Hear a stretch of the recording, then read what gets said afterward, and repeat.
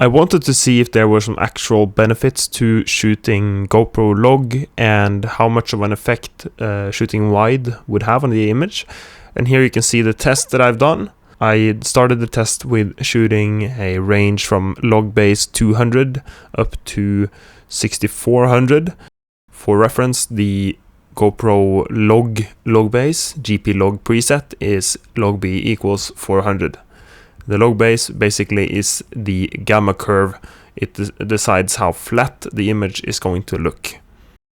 I did the test with wide enabled, with white balance set to 5500, and this is going to test the extremes of both color saturation and luminance to the camera.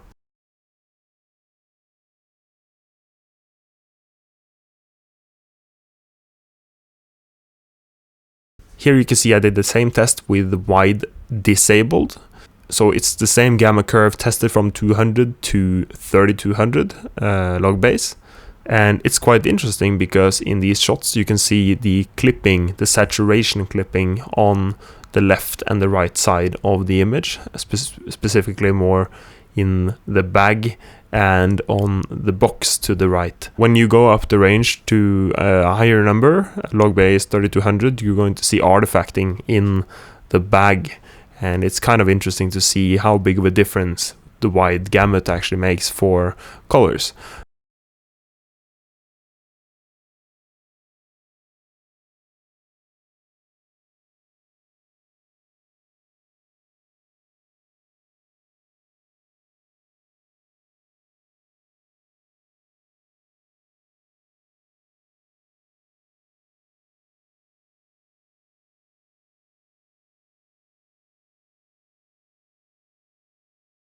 When you're looking at the comparison here, it might be kind of hard to make out what is better and what is worse. Essentially, you want the image with the most information possible, but if that information comes at the cost of accuracy in the rendering transform, then you're going to get a worse starting point, and it's going to make your job harder for matching the shot. It's also going to make it worse if you have to push the image too much to get it to an accurate starting point.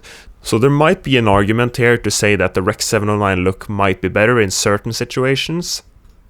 If there's ever an item or a subject in the frame that is a bright or saturated color, I would say that it's always worth shooting wide. And my takeaway here is that it's almost always worth it to shoot wide as well, as long as you have the knowledge on how to grade and transform the images correctly.